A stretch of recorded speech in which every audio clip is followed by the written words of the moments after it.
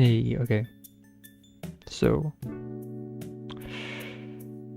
we're back to learning Golang. We're at Unit 4 now.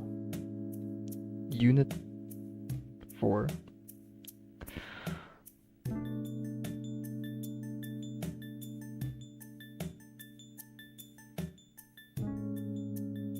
And it looks like we'll be doing Conway's Game of Life. Okay, so Lesson 16 basically lists, right? The following planets array contains exactly 8 elements.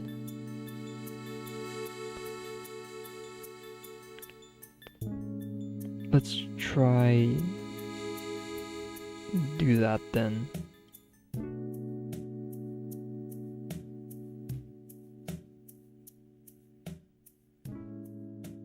Lower the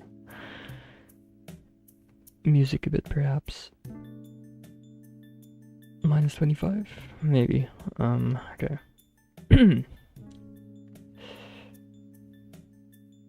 Right. I'm probably gonna have to import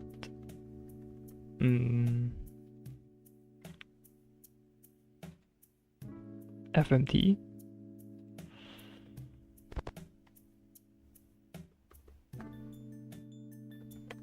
So we wanted to planet, the variable called planet is a list of strings, which is 8 long. So does this go to 8 or to 7? Don't know. Oh, 0 to 7. Okay, that answers our question. So once we declare this, we could assign values to each of the positions on the list, and then if we try to do fmt print surely println and say planet and just do the first element, for example, it's going to print probably a default string, which will be just the empty string. Nothing, right? What if we try to print planet? What will that do? Okay, just an empty list then. So let's try to fill this list in. So we want to say planet 1, planet 0, because the list starts at 0. We'll call that, it doesn't have to be accurate. So there's ASD there, and then I guess just empty things. There should be like 8 of these, right? So if you count 1, 2, 3, 4, 5, 6, 7. Oh no, 7 instead of 8. Yeah, right. Because wait, no, there should be 8. 1, 2, 3, 4, 5, 6, 7, 8. There should be 8, but I'm only counting 1, 2, 3, 4, 5, 6, 7. 7 sort of empty characters.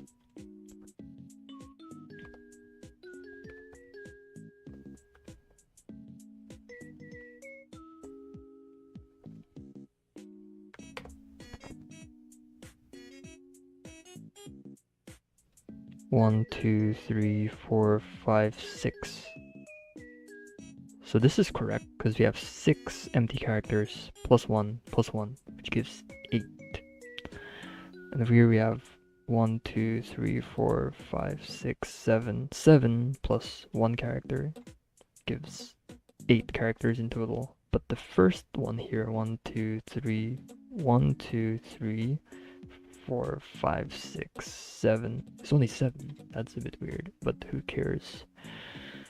So we can do len to get the length of the list, which is going to be 8. Let's try doing 8 over here. So that should give an error. Yep. Index out of bounds.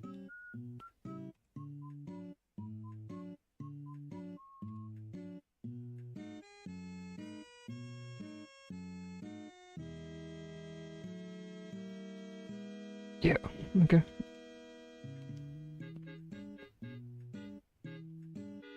Don't go out of bounds. That's what we tested, literally. Okay.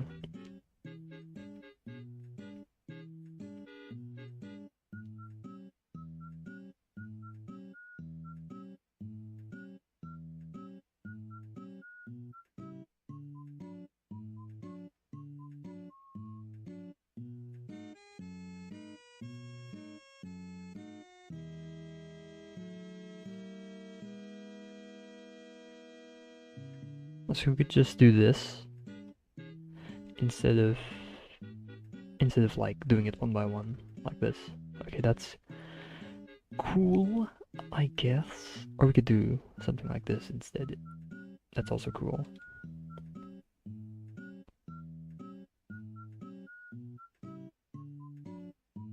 Also, we just do dot dot dot instead of writing the actual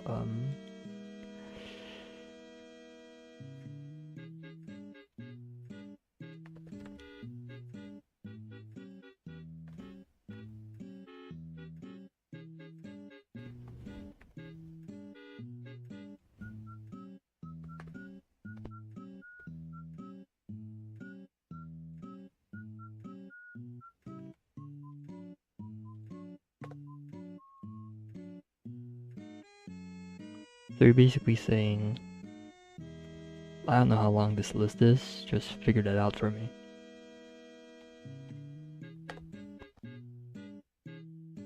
Yeah. Cool. And, well, I don't know how long it is. And I can just run this, and then I get 8. Okay. Cool.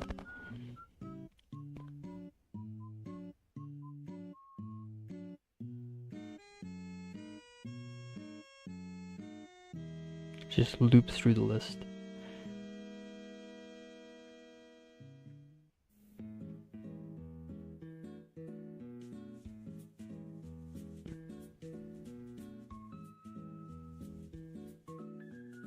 So we have a list of planets, and we create a new list, which is a copy of the old one.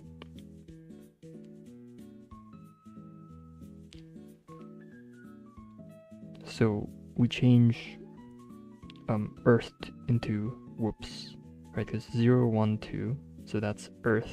Earth gets replaced and changed into whoops. So yeah, this prints Mercury, Venus, whoops, Mars, blah blah blah blah. But we're only editing the first copy, so the second copy remains the same. Okay.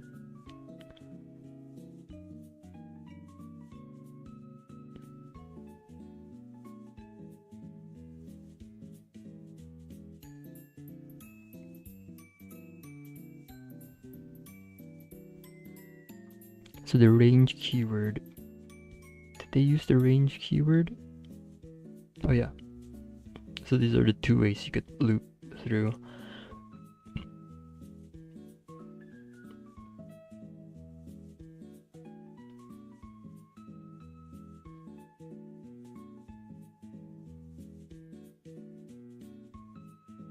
Okay.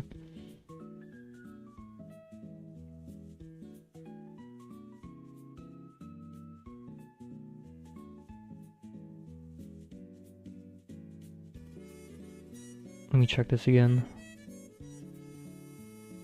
So we have to start at 0, and then this is a strictly less than instead of less than or equal to, because, well, the indexing is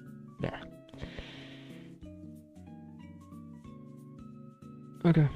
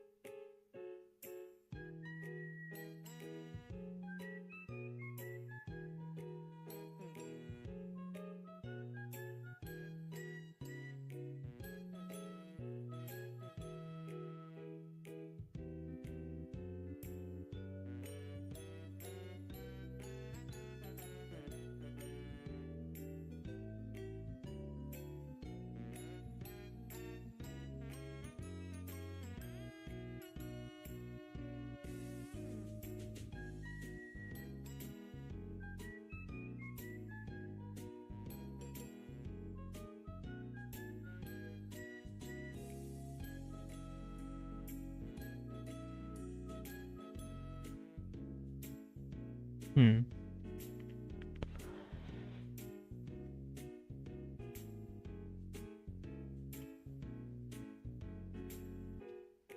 wonder how this will look like, how printing a two-dimensional array will look like. So let's just see.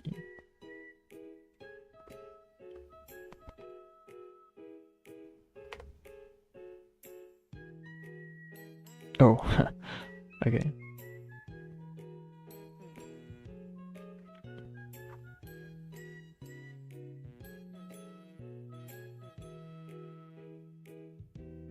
So just, yeah, okay, that makes sense. So this is 0, 0, you put an R there, 0, 7, you put another R there, and then for 1, so we're looping over board 1, which is this thing here. And we can loop over that because we could go through each of the elements here. And then column basically just goes from 0 all the way up to 7.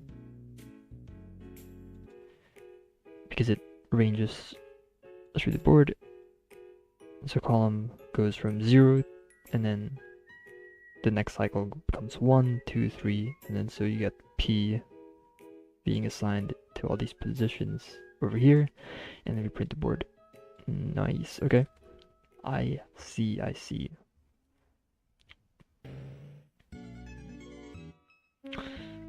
Alright, let's just skip this and go to lesson 17.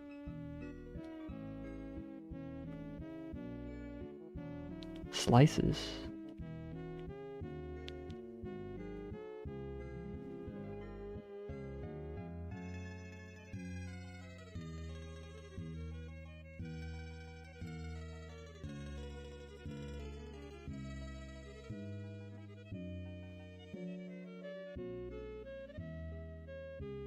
Slicing is expressed with a half-open range. For example, in the following listing, planets 0, 4 begins with the planet at index 0 and continues up to, but not including, the planet at index 4. Not including, so we get 0, 1, 2, 3, so we just get Mercury, Venus, Earth, and Mars.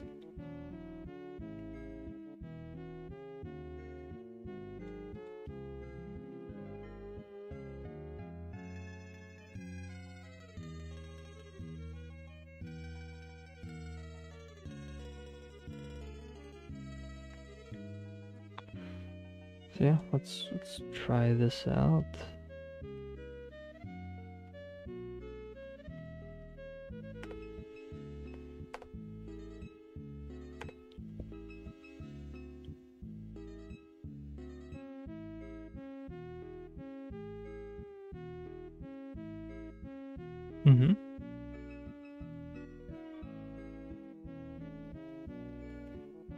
Yeah, makes sense, I guess.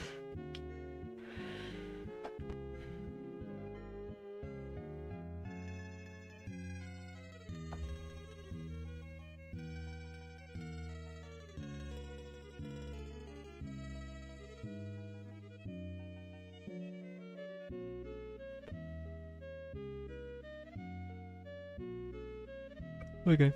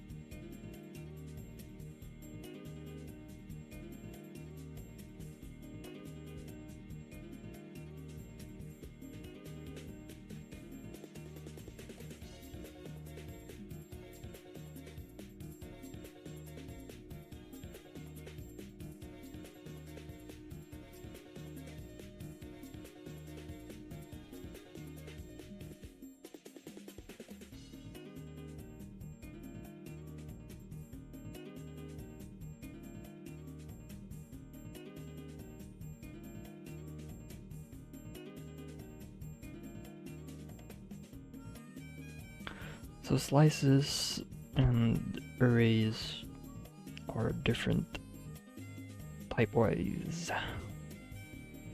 Okay.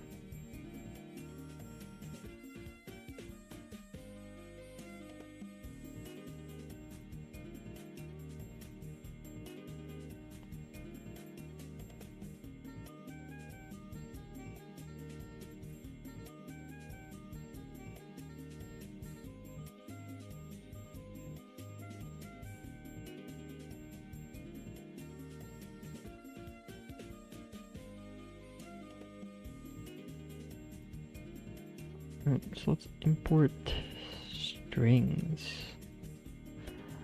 Let's see. So we create a function called hyperspace. And its input is a slice of string. And we want to loop, so this function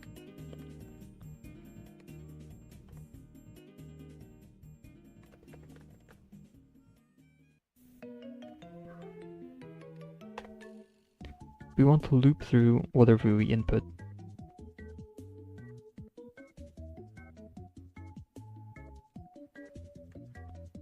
And then as we loop through it, we want to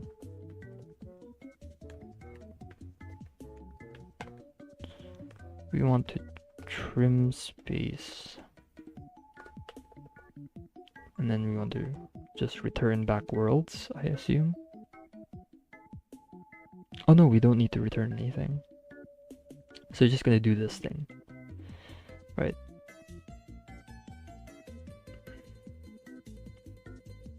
Whatever, we put the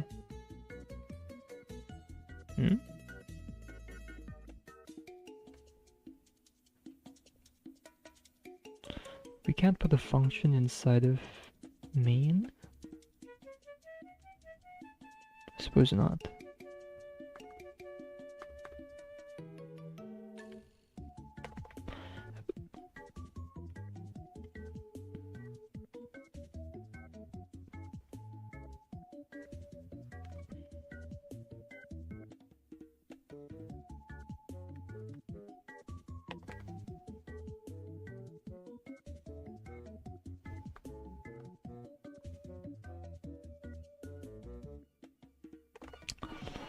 So planets is a slice and it contains these strings and they have white space between them, which is messy, and I suppose the idea here is we want to fix it. So if you run the hyperspace function on planets, it's going to run this code which will remove the white space on each of these guys, and then once we print it, so what are we printing actually? We're printing strings.join planets. What does strings.join do? Ah, okay, so that's just what it does. I assume if we type like ASD here, we're gonna get Venus ASD, Earth ASD, Mars. Yep, okay, I see. So that's what strings.join does.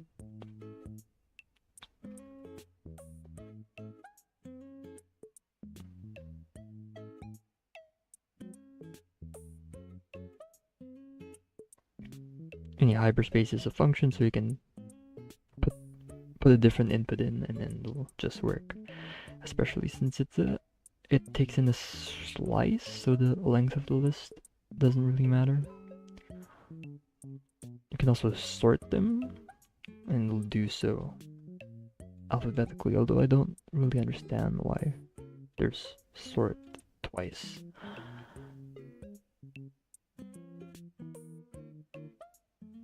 So there's a sort package which allows us to do all of this.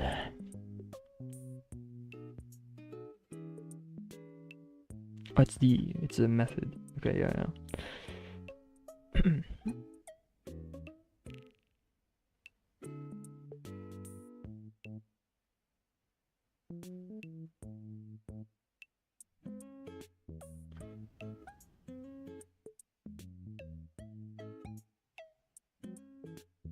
Oh yeah, we did methods in the previous thing. In the previous lesson. Methods, yeah.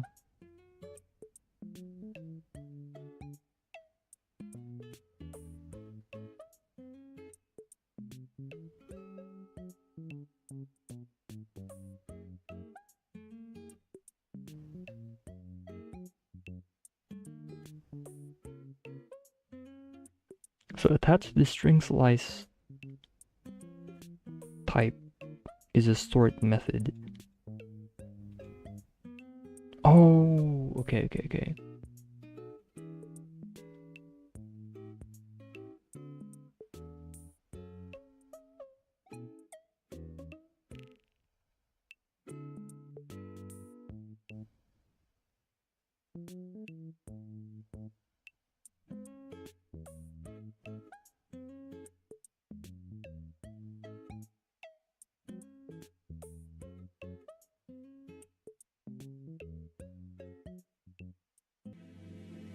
Or we can just do this, which is a lot easier.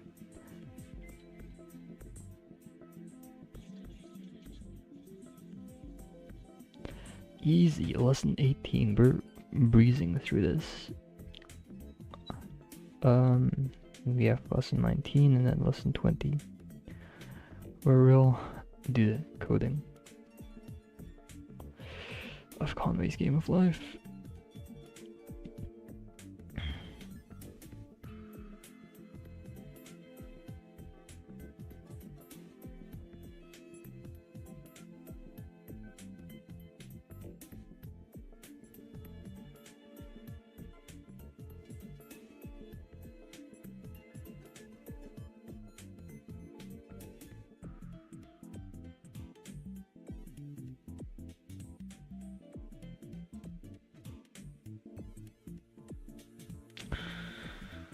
Okay.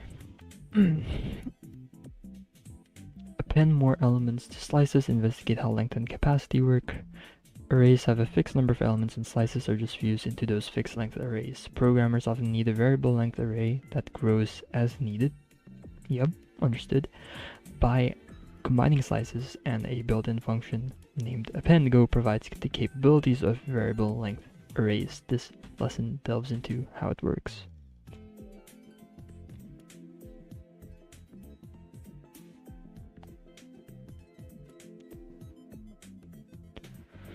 So we have an array, and then we want to update that array, so we have dwarfs equals, and we want to append, so we put in the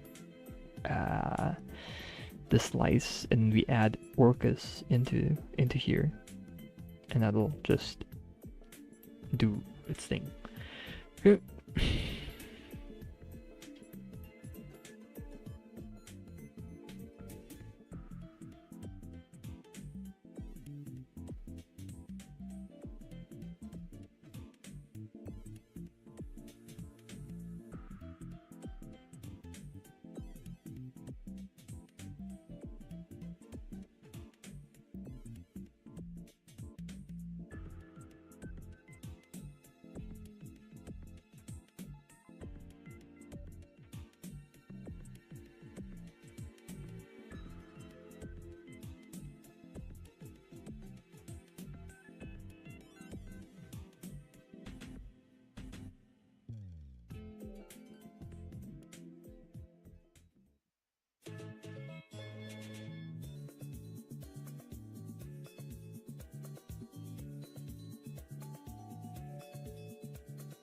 Okay.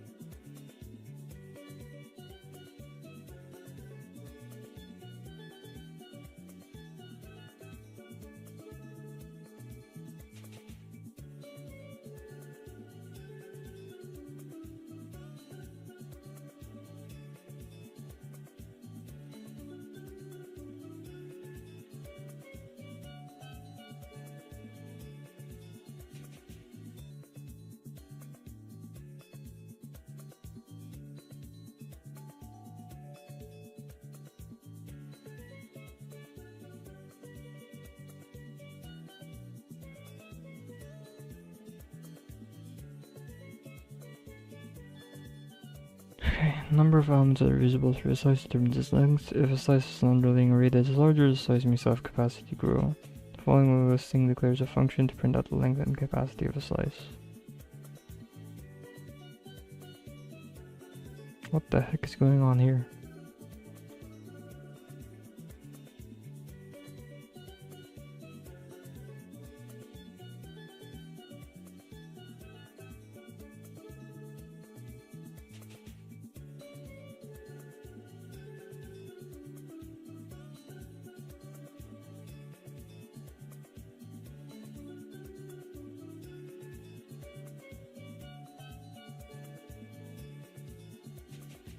So you print the label, and you print the length of the slice, and then the capacity of the slice, and then just the slice itself.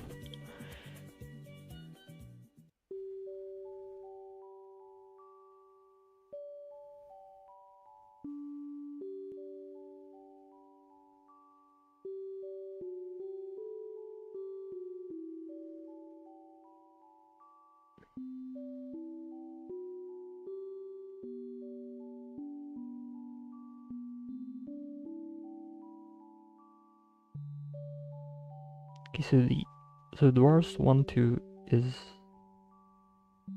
a slice of a slice, I guess. So it'll take Pluto and... or it'll just take Pluto. Because it doesn't include 2, which is how Mia. So Pluto says the length of 1, but the capacity of 4.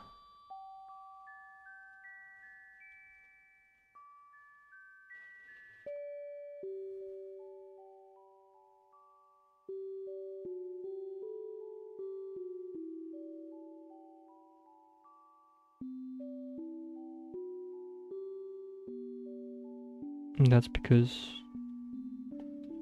it continues onwards but only shows Pluto.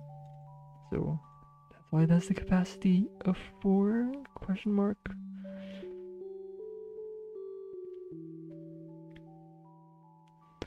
So we have our initial slice, which has length 5 and capacity 5. We append 1 element to it, Orcus, and now it has length 6 and capacity 10. So it increases the capacity of the slice. That's what append does.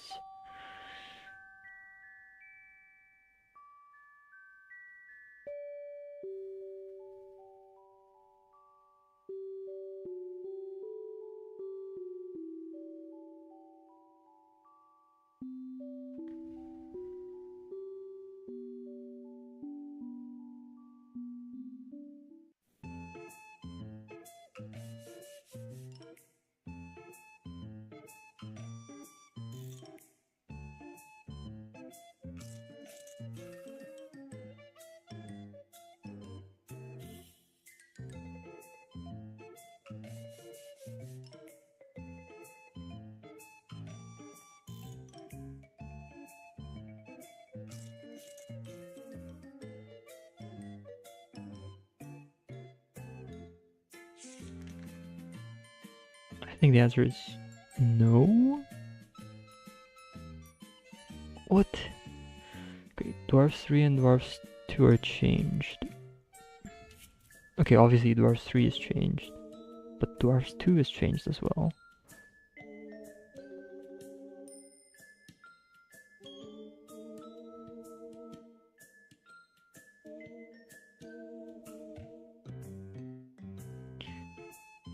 Oh, that is interesting.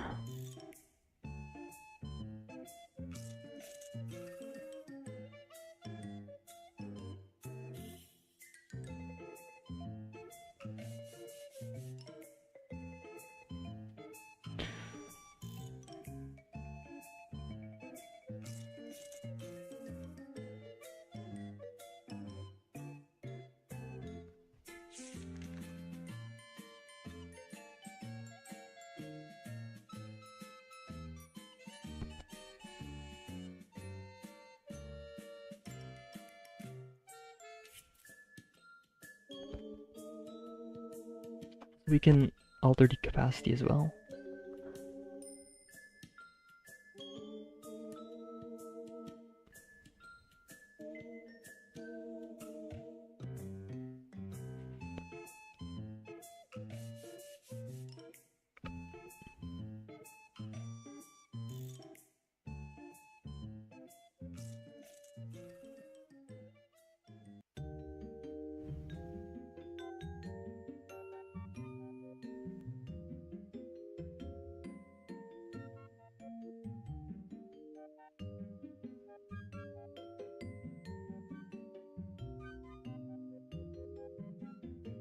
Okay, let's try to understand this.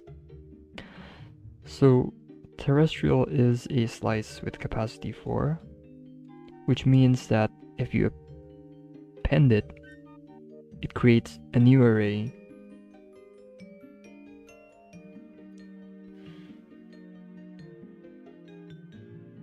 Wait. So basically it does nothing.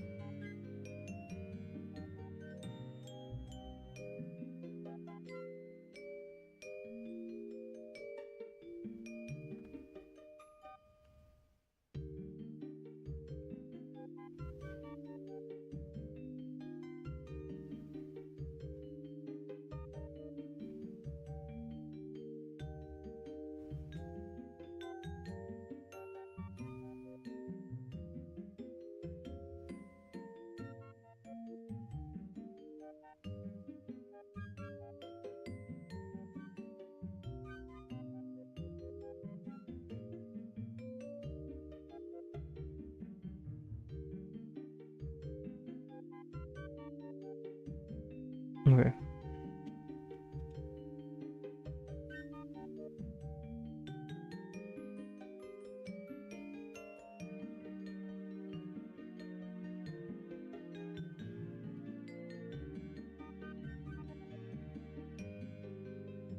If the third index isn't specified, terrestrial will have a capacity of 8. Appending Ceres doesn't allocate a new array, but instead overrides Jupiter.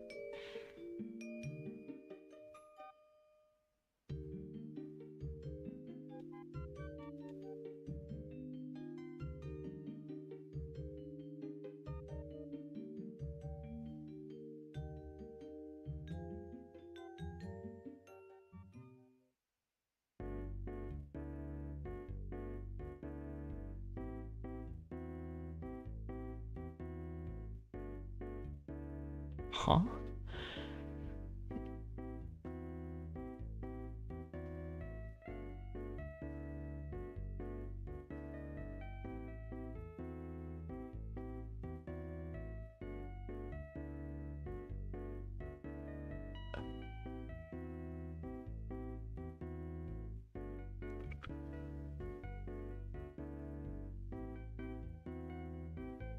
Um...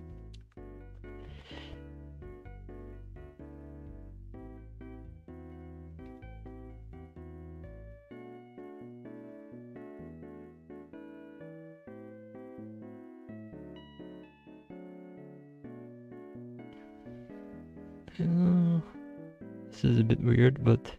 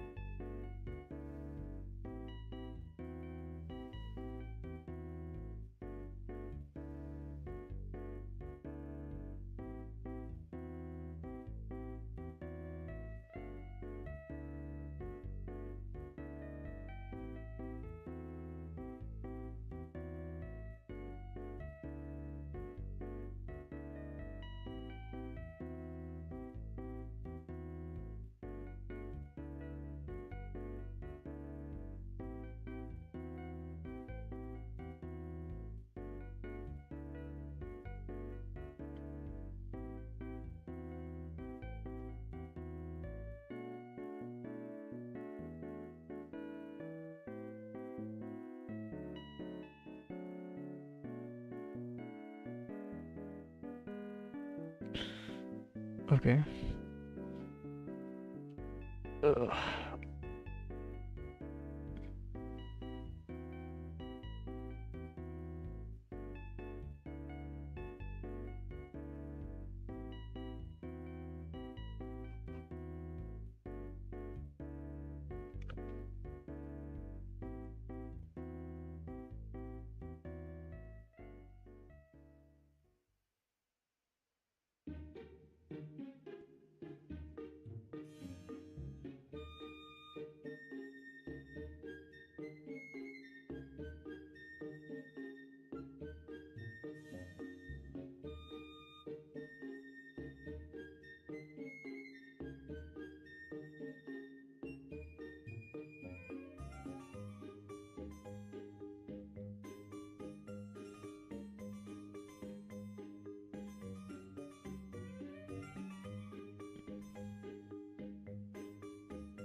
Okay.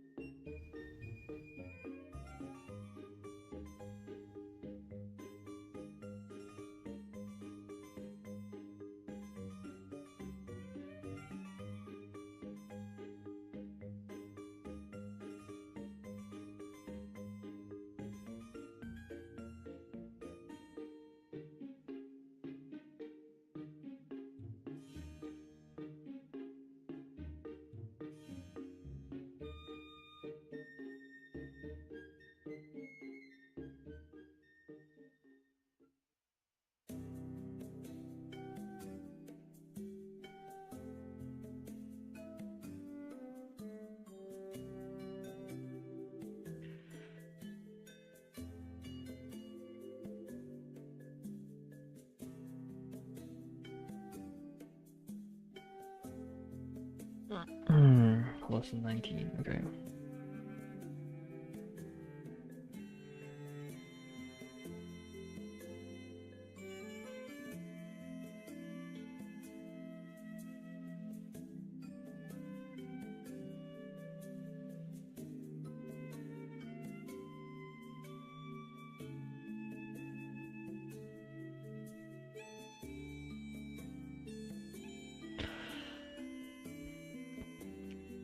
And then lesson 20 is already the capstone.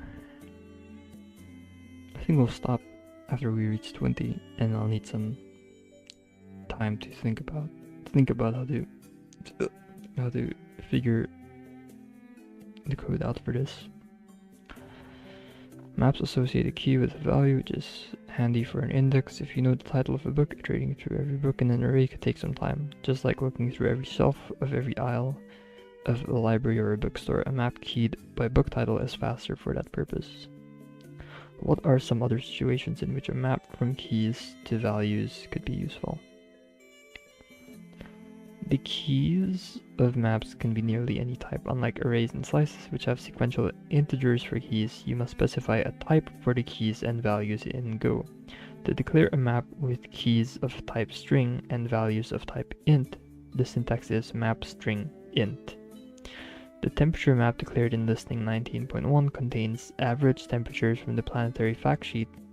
You can declare and initialize maps with composite literals, much like other collection types. For each element, specify a key and value of the appropriate type. Use square brackets to look up values by key, to assign over existing values, or to add values to the map.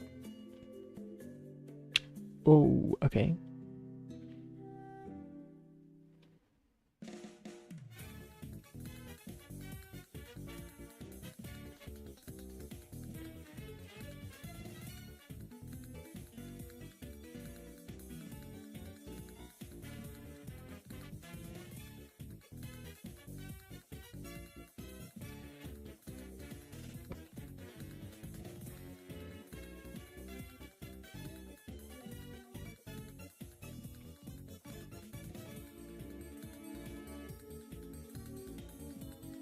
Right, so let's try to check this out, I suppose.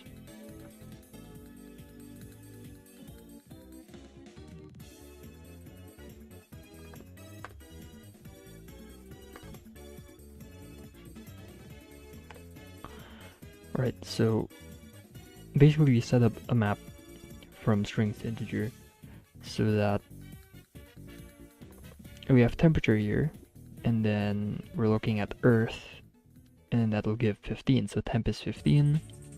So we say on average the Earth is 15 degrees Celsius. And we can replace these values or even add new ones into it.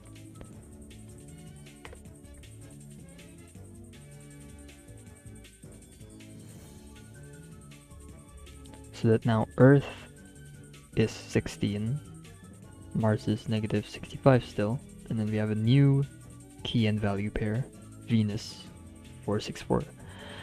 So basically if we do this again, we are going to get Earth is 15 and then now it's 16, except I failed. What the heck? Oh, right. So let's update the temperature. Update the temperature and now it'll be 16. Yep, cool.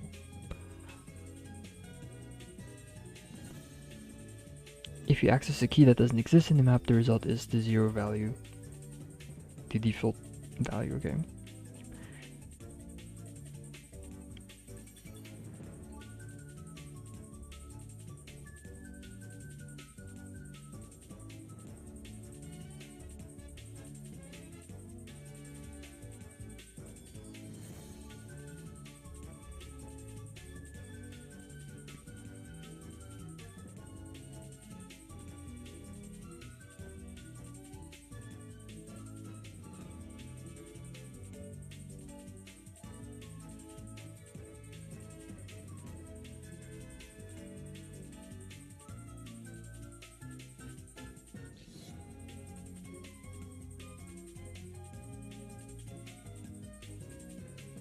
The heck?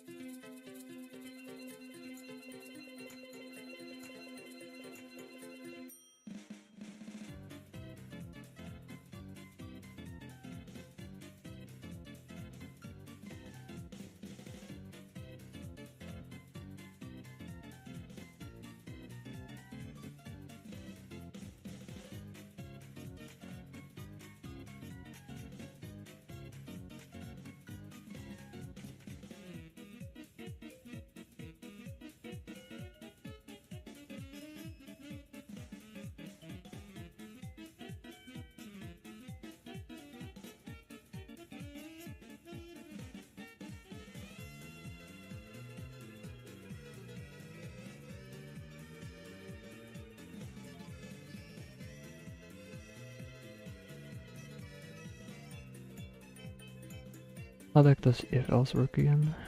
I don't have if else here. I just have cases.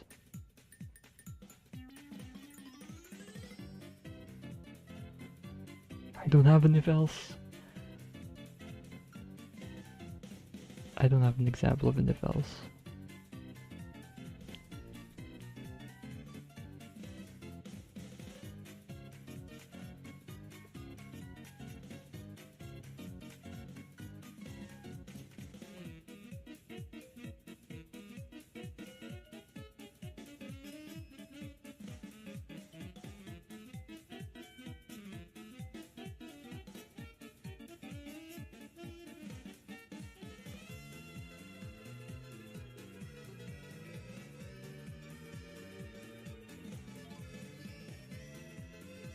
So what I don't understand is this moon thing here. What is this?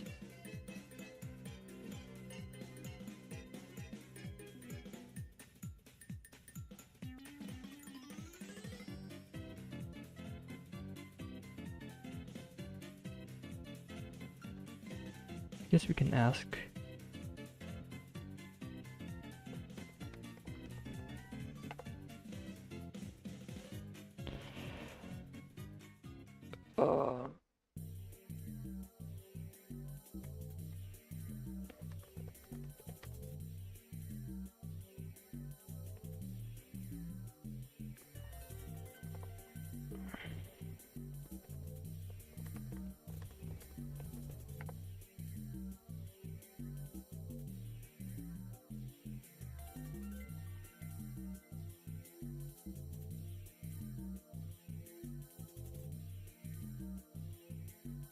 Hopefully they'll understand that this is a Golang, yeah, in Go.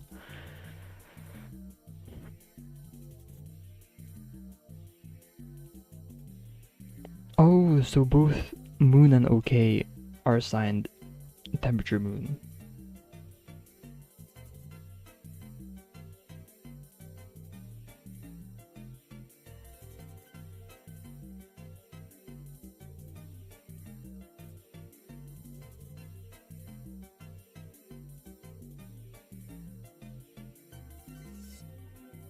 Oh, okay. I see.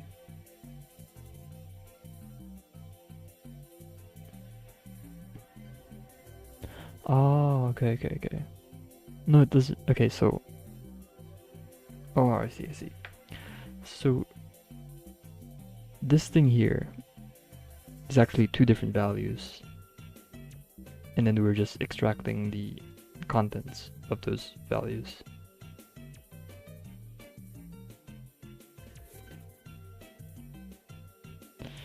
Right, so if we were to maybe copy all of this.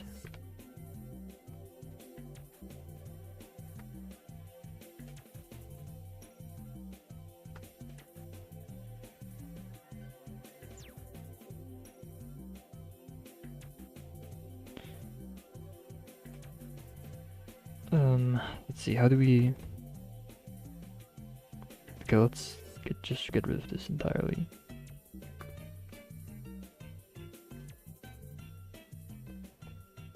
Say we want to do fmt dot println the temperature of the moon. It's gonna say 0.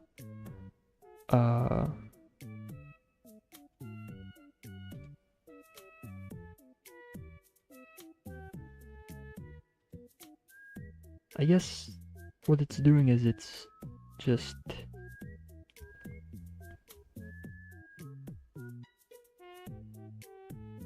wait, how do we print the type of an object again?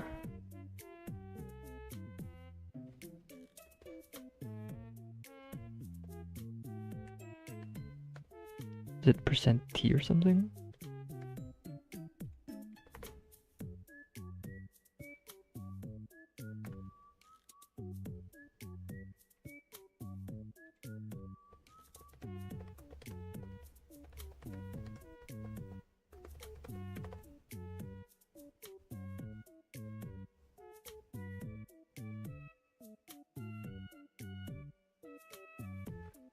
Big T, okay.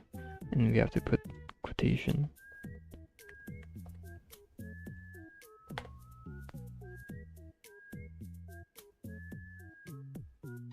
It's just an int.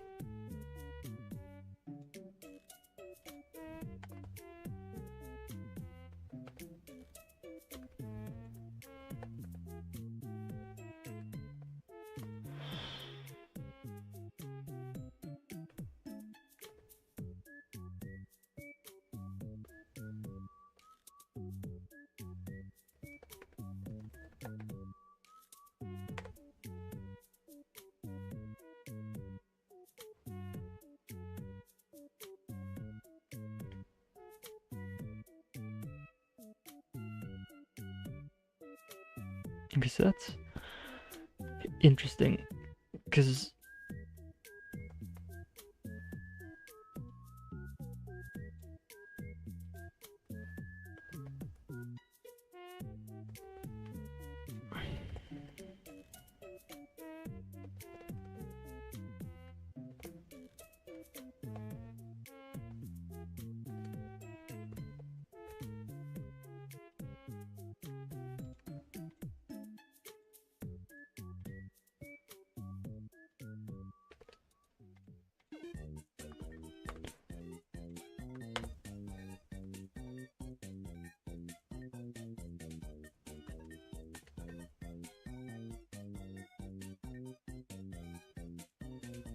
how do you get percent? Oh, to get a new line. Oh, that's not how to get a new line. Wait, do we just do this?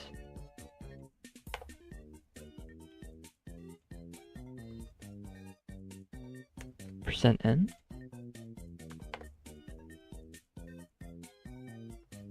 Dude, how do I get a new line again? You do dash n. I think I did the wrong type of dash, yeah. Okay, so the type of temperature moon is integer, but then somehow we can extract two things from it. An integer and a boolean. What? This is just confusing, but whatever.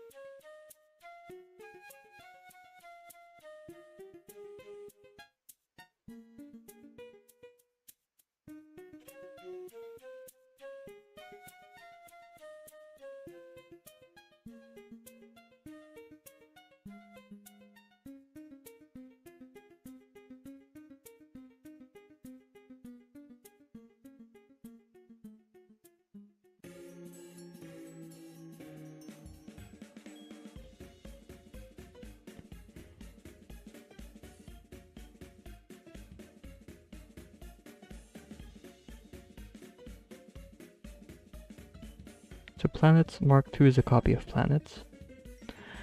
And we're modifying Earth to be whoops instead of sector CZ9. So when we print planets, we'll get whoops instead of sector ZZ9, and Mars just remains the same. When we print planets Mark II, that also becomes the same because apparently we're not making a new object.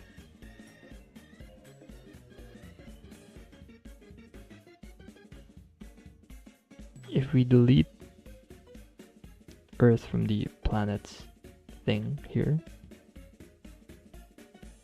it's also deleted in the planets Mark II, even though it's not really a copy since, okay, okay.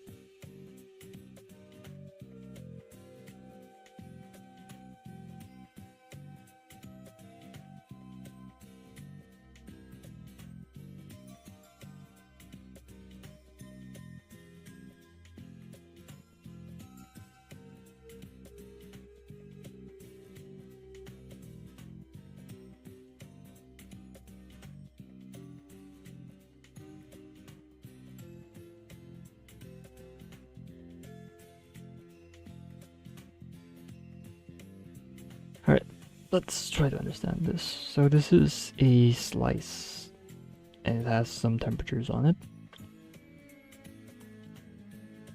And we want to create a map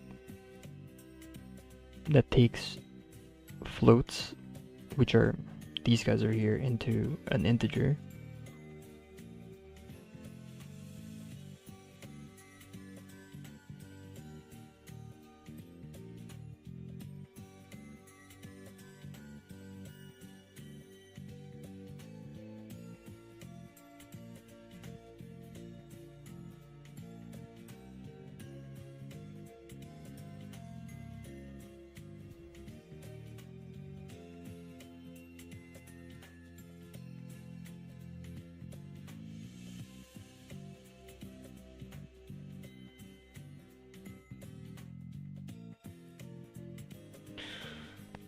Um,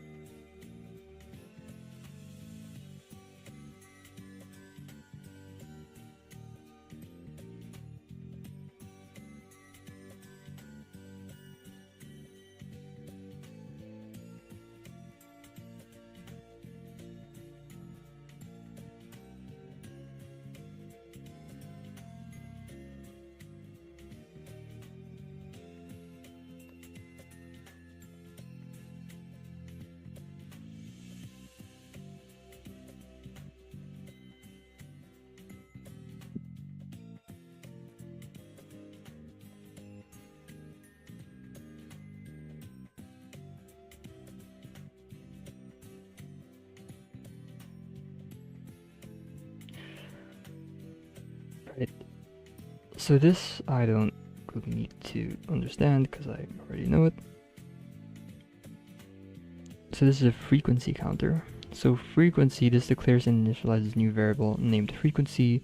Built-in Go function used to create initialize map slices and channels. Here it is creating an empty map. This is the type it defines a map, also known as a dictionary or hash table in other languages. The float64 part before the key type. Our keys will be temperatures themselves. Int part is the value type. The value will be the count of how many times we've seen that temperature. In simple terms, we create an empty frequency table. It's like a 2-column sheet of paper ready to record temperature in the first column and a count in the second.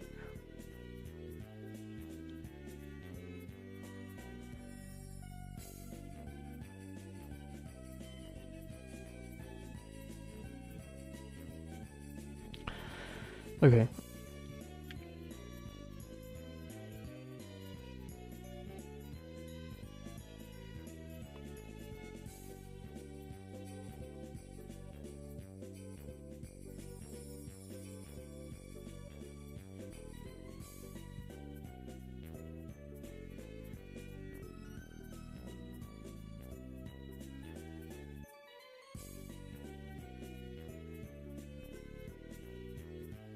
Alright, this is the part where I'm like, what? So first time t is -28. This code looks for the key -28 in the frequency map.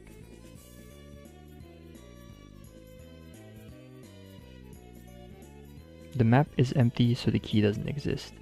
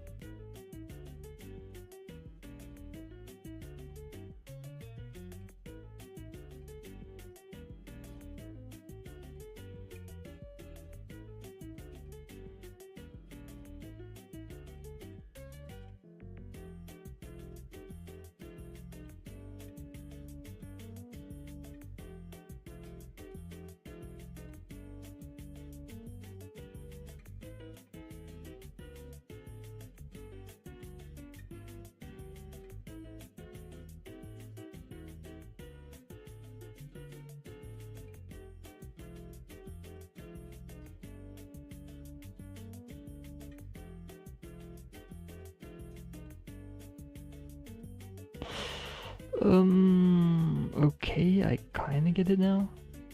Kinda.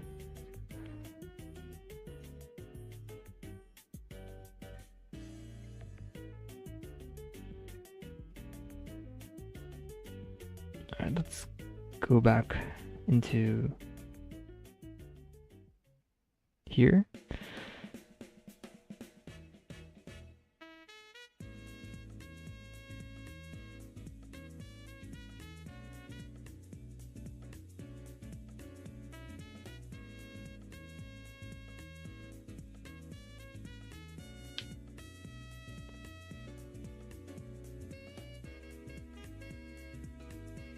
So we have float 64 as keys and a slice of floats as a value. And then we're again ranging through the temperatures, and then we want to, so this just, well, yeah, rounds it down.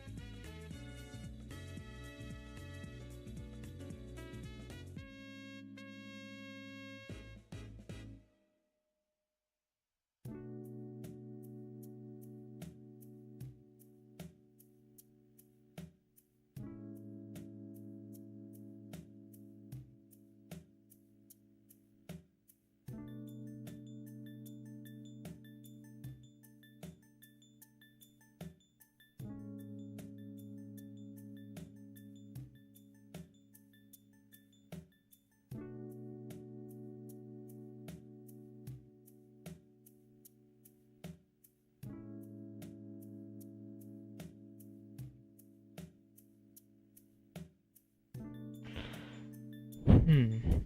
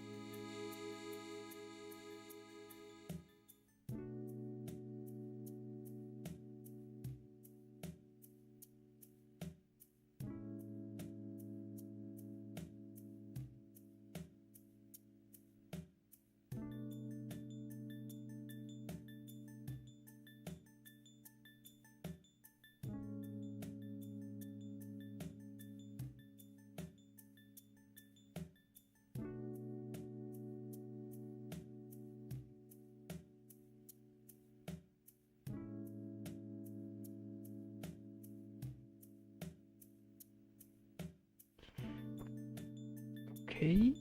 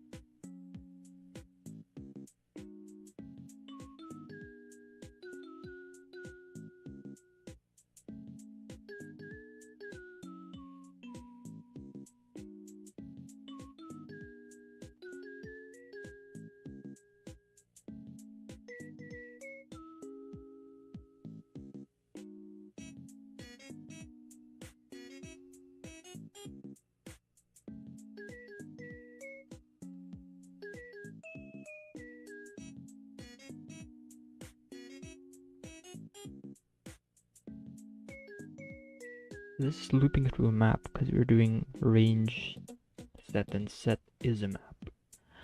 Yeah? Yeah, set is a map. So let's see what it says about looping through maps.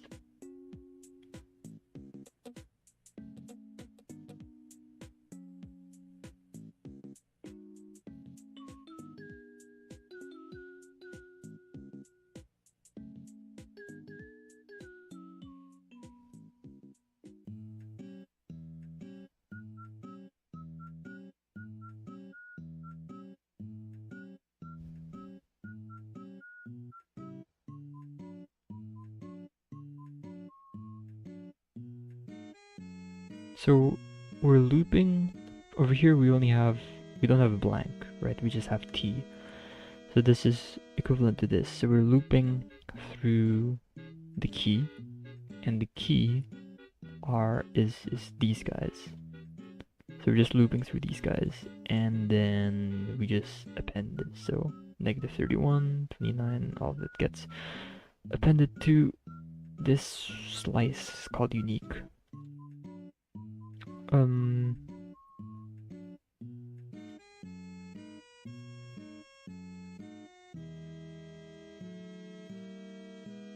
So this is the capacity, and this is the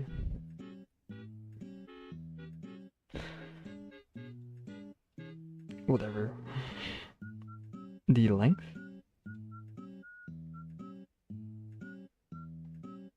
Okay.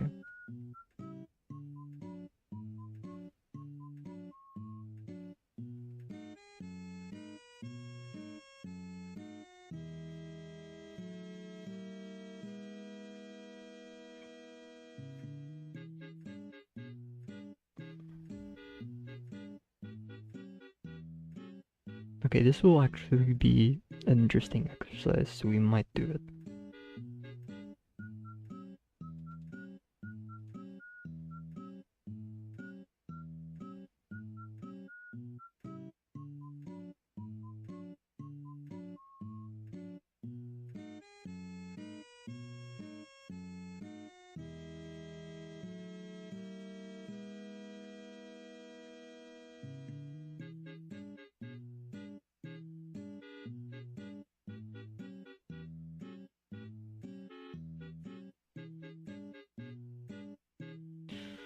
Okay, this will be interesting.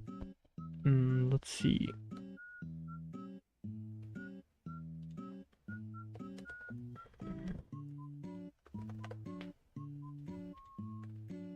We have fields to lower and trim.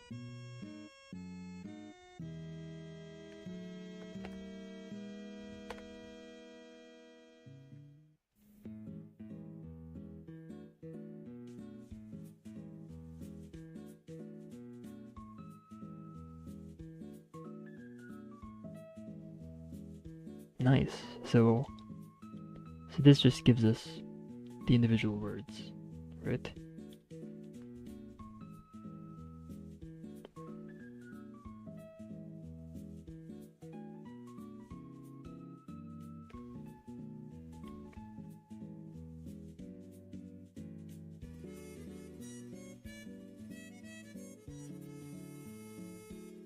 And then let's see to lower.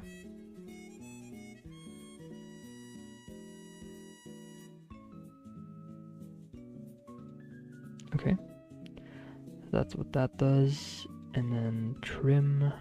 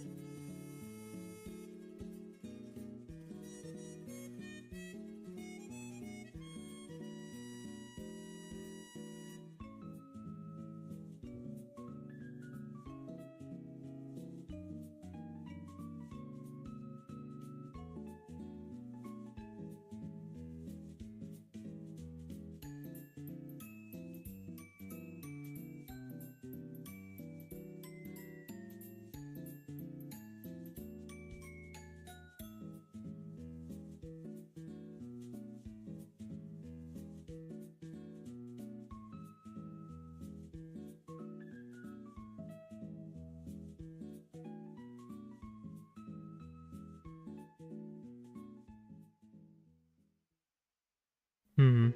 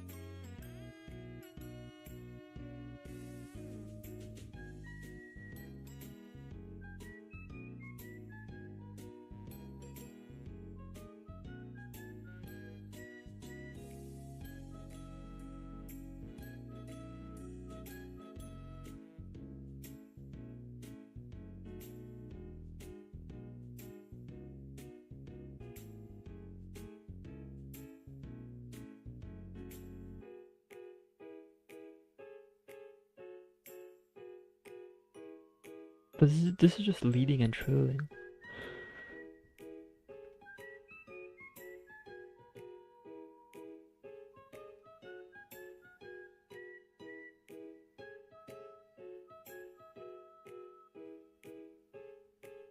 Hmm.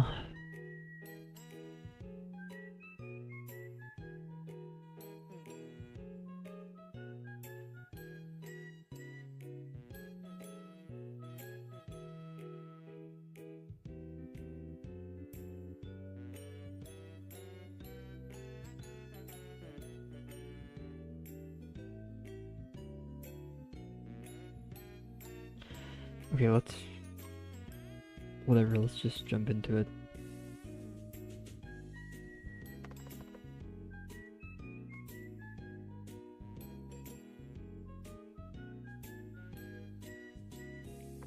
So we have our main text. We'll just, okay. Okay. Yeah, whatever.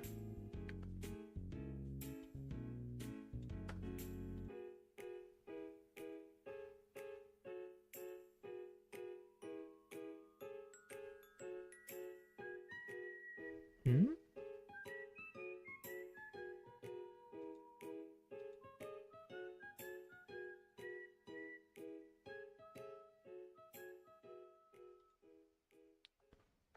Why does this not work?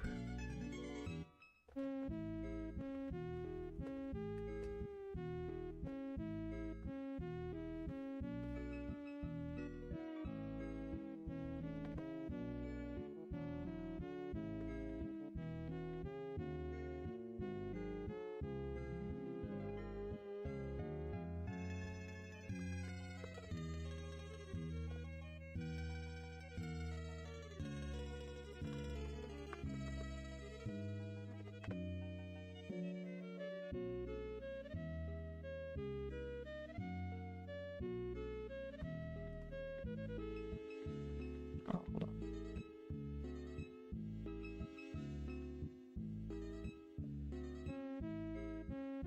It doesn't like new lines in the string.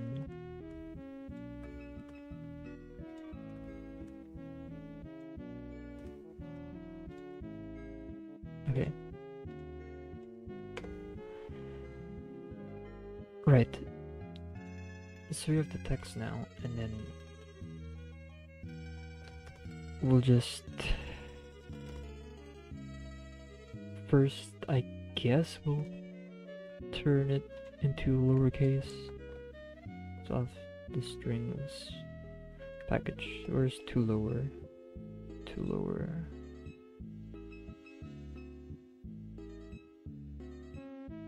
Right, so text is just strings dot to lower text. So now this will turn everything into lowercase, which is good.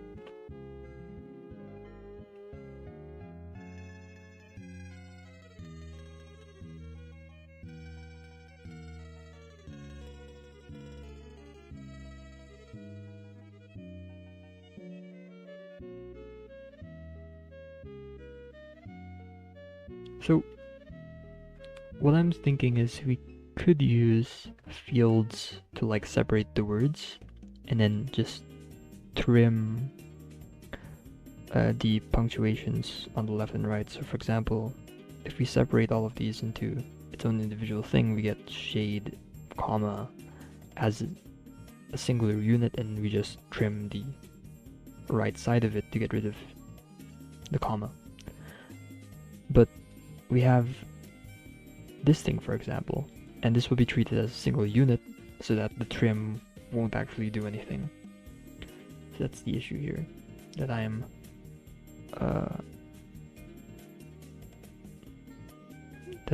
worried about. So we can't just like delete this either, because if we delete this, then I guess we could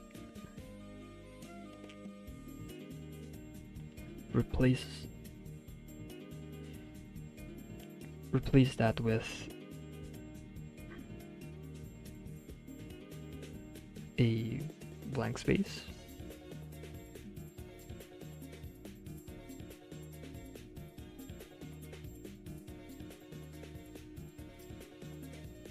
So is there a replace function maybe?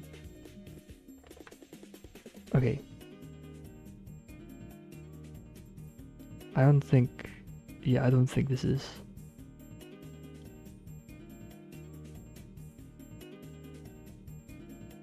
I don't think this is the correct replace.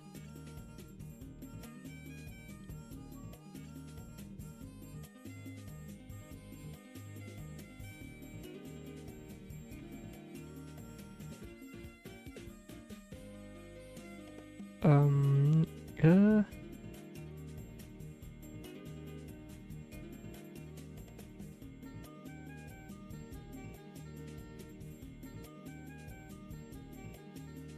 okay, this could be it.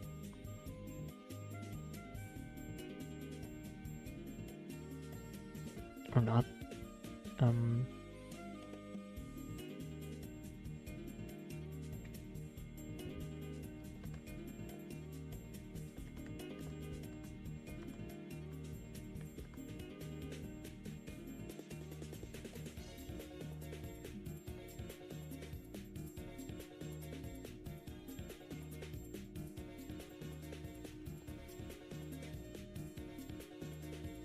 okay.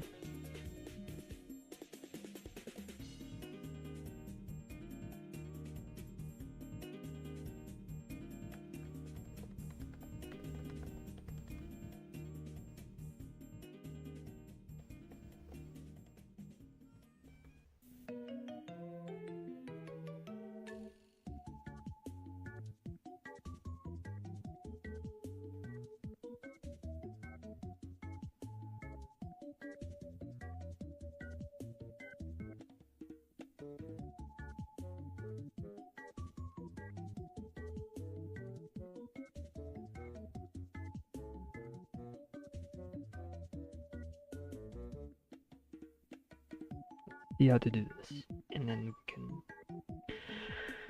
figure it out. So there's, okay, what function do I need? Replace all. Okay, so that's the function. Replace all.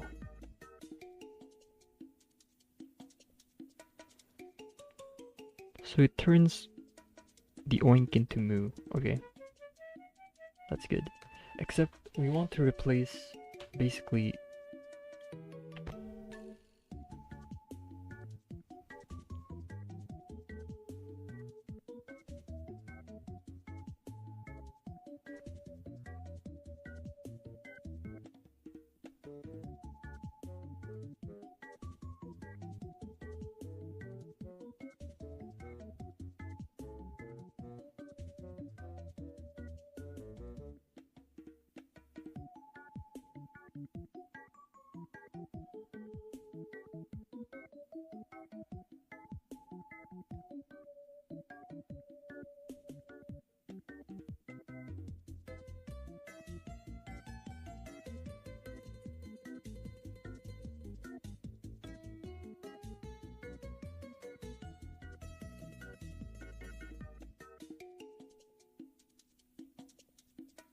okay, new replacer. Use this for performance when you have a list of multiple different replacements to perform with the same string.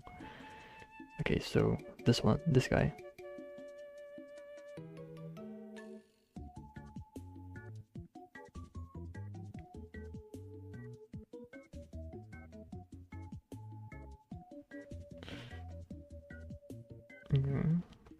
What about something more complex, like place anything that is not a letter into blank space?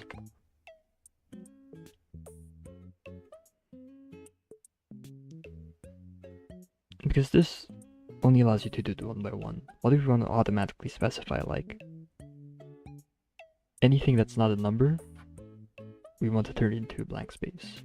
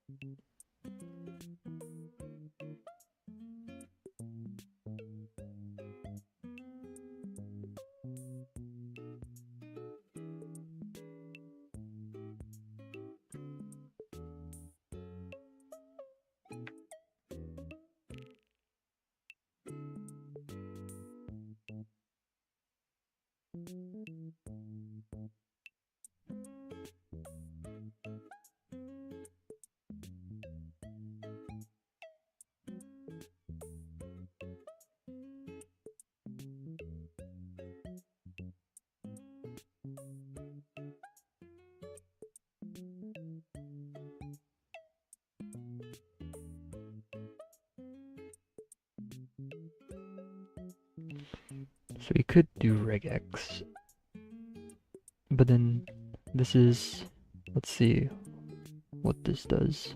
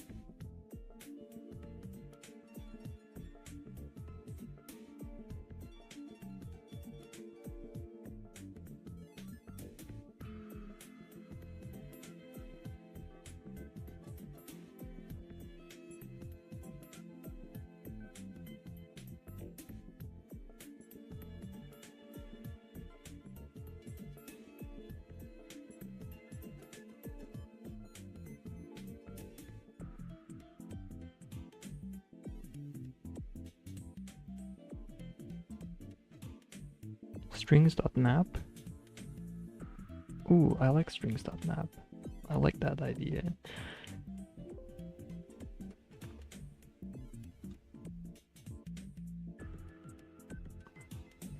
Yes, look at that. Okay.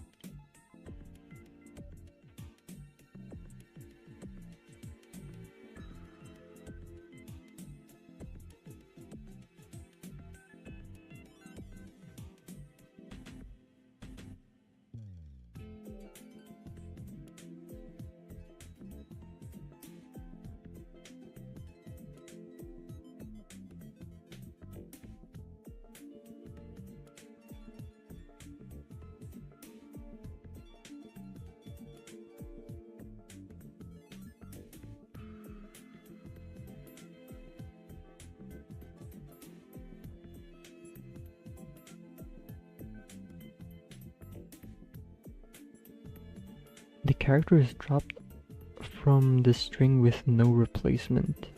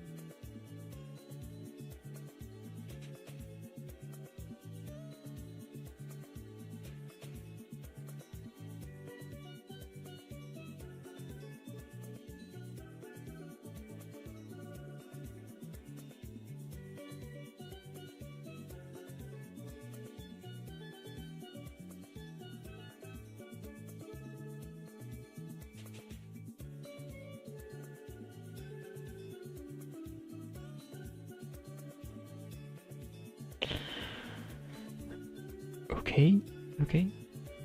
Um.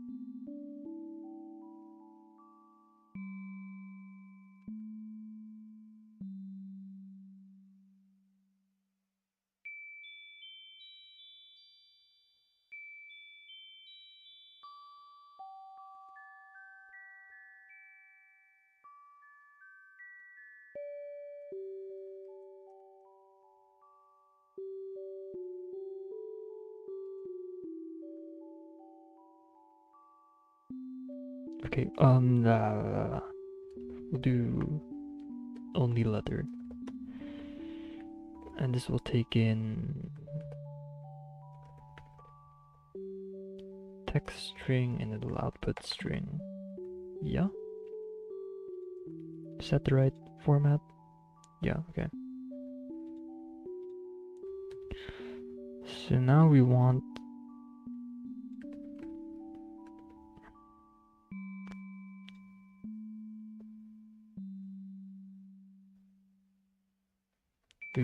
that,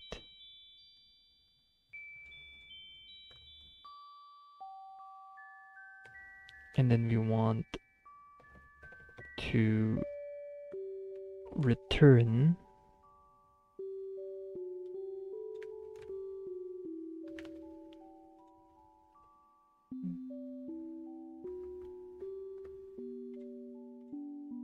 this. Okay, so now we do the only letter to the text. So this will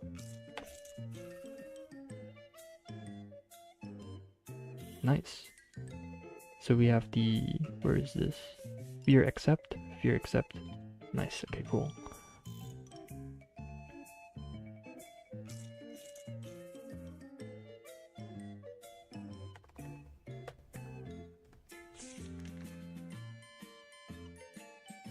And then now we just want to use the field.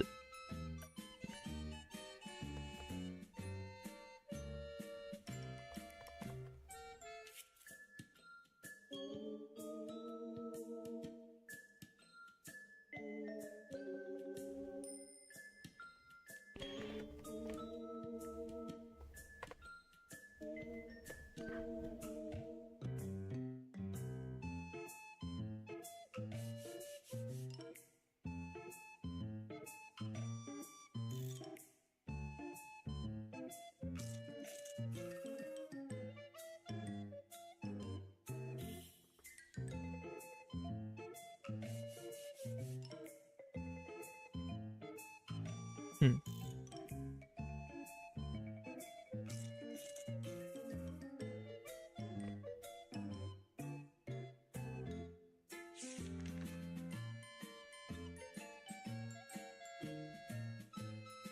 So this works.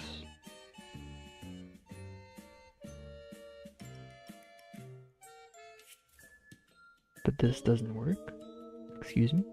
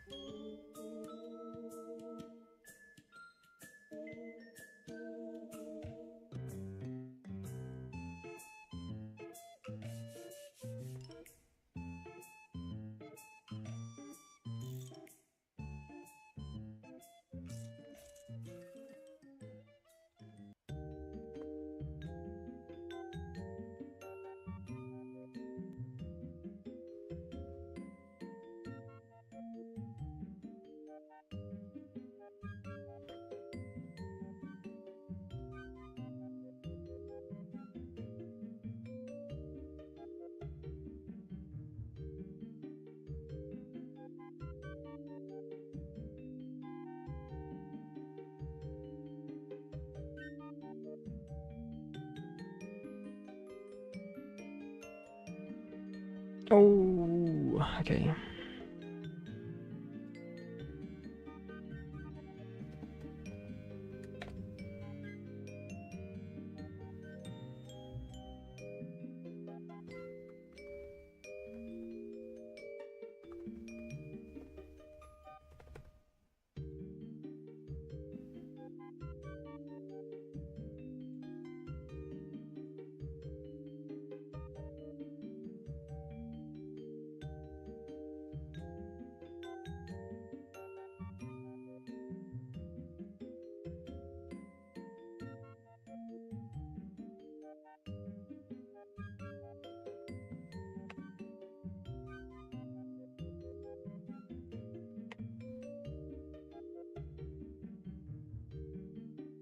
Nice, okay.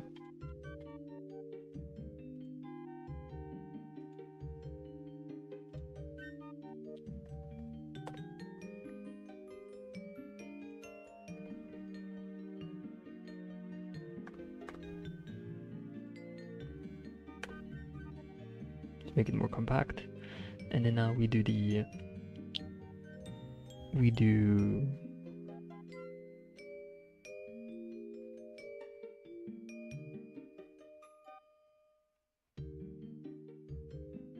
this thing.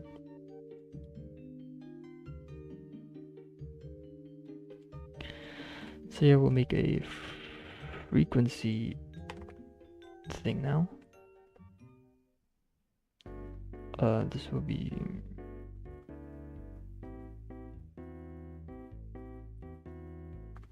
string to int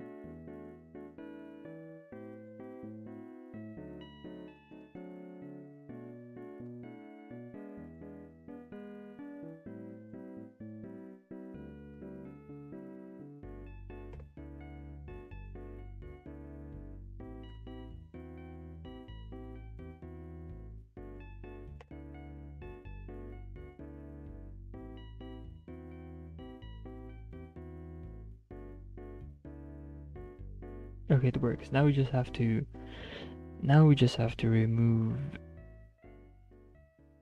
everything that has a just one in it, basically. So how would we do this?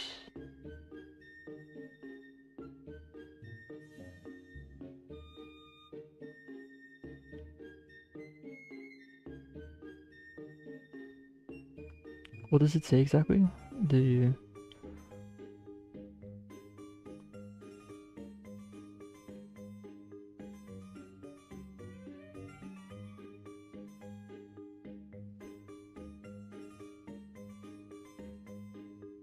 display the count for any word that happens more than once. There is a delete, right? I saw a delete somewhere.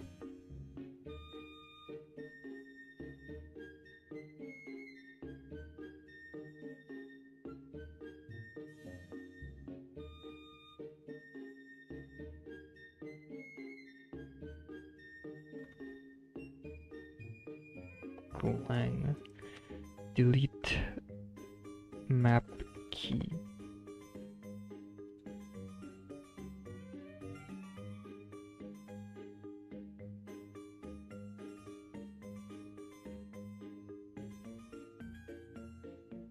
Yeah, okay. So we'll just do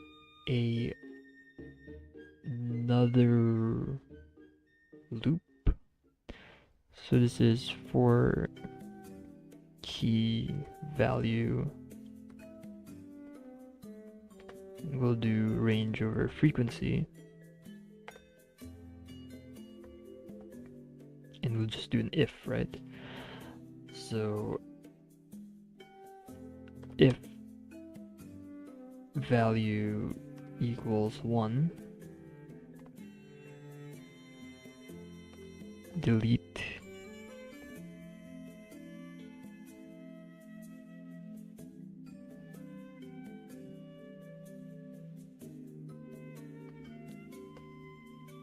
frequency key.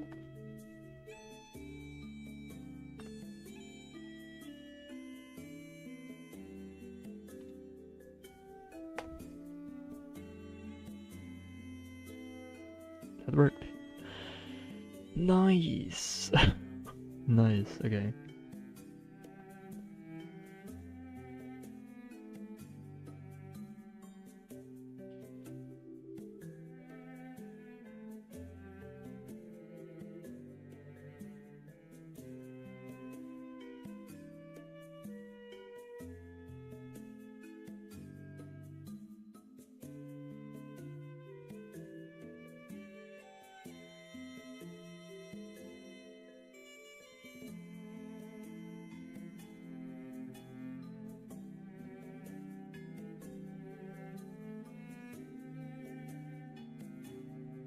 Okay, that's cool. Let's save this to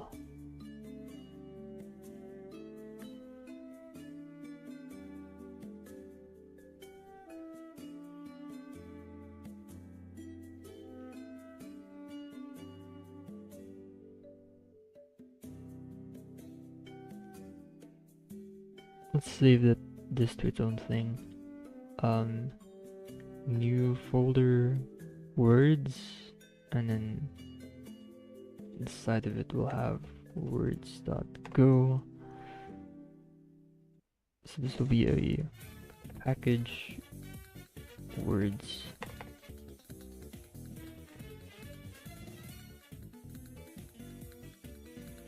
And then we'll just have to basically copy and paste this, except we'll have to set this as words. Okay, why are you freaking out? Ah, yeah, because I changed.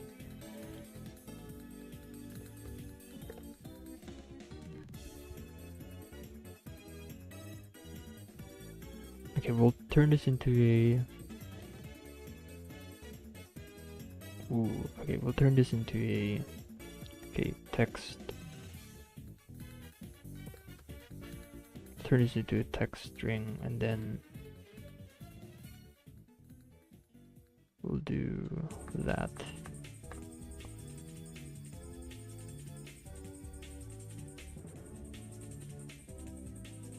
Okay, looks good.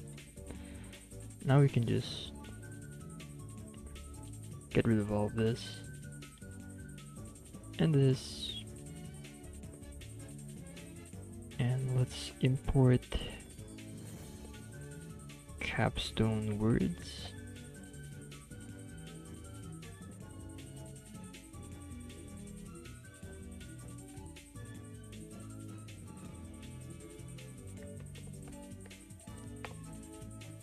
if words.words and we want to have the string, so we could type the problem asked. So we'll just output the twice and then problem twice is what this program is going to do. Nice. Okay. And if we type comma here or whatever and full stop here, that's not gonna matter. Nice. Okay. Okay. I'm happy with this. I'm happy with this. Alright. I'll continue looking at lesson 20 in Conway's Game of Life in a bit, but not right now. See you. Bye.